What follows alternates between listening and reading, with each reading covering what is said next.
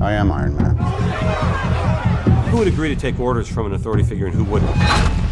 Captain? Well, you'd think Captain America, who was a soldier in his own right, would agree to it. Big man in a suit of armor. Take that off. What are you? Genius, billionaire, playboy, philanthropist.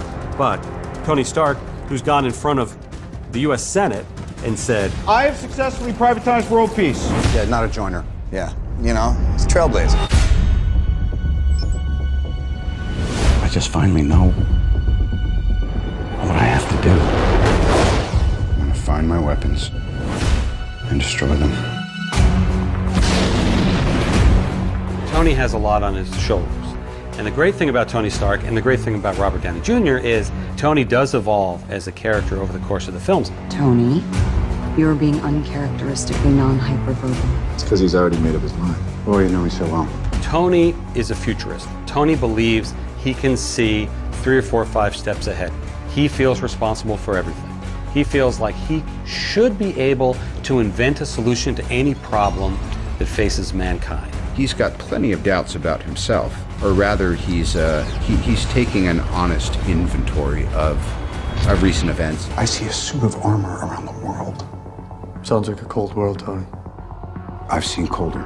Based on what has happened in all of the other films, what happens when a particular organization gets what the world believes to be too much power, it will always come to a head. For the past 4 years, you've operated with unlimited power and no supervision.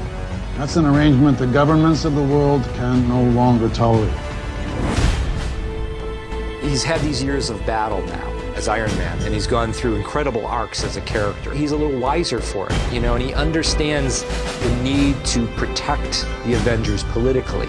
We need to be put in check.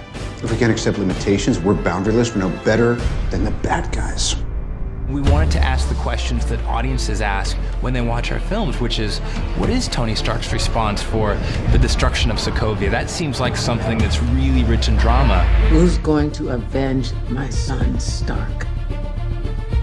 He's dead, and I blame you. That's one of the coolest dichotomies. Cap went from being this guy who was built by the government and his allegiance was to the government and it was a blind.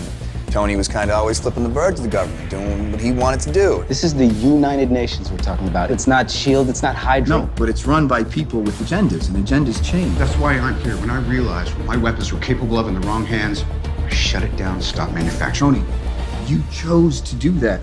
If we sign this, we surrender our right to choose.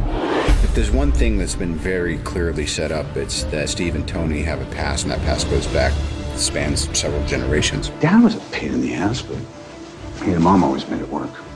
You know, I'm glad Howard got married. I only knew him when he was young and single. Oh, really? You two knew each other? He never mentioned that. Maybe only 1,000 times. God, I hated you. He's feeling a little misty about his folks, much more than Iron Man 2. What is and always will be my greatest creation is you. Tony is finally realizing that all this dough that he inherited, let alone all the money he's made, he was supposed to do something with it. You know, they say sarcasm is a metric for potential. If that's true, you'll be a great man someday. Part of what makes the stories fun is they never do anything perfectly, but they're righteous and they're principled people. This isn't going to change what happened. I don't care. A few years ago, I trashed all my suits. Then we had to mop up Hydra, and then Ultron. My fault. And then, I never stopped. Because the truth is, I don't want to stop. I always like the idea of how do you recover from that? What has to happen for there to be any sort of homeostasis by the end of a rift like that between Steve and Tony?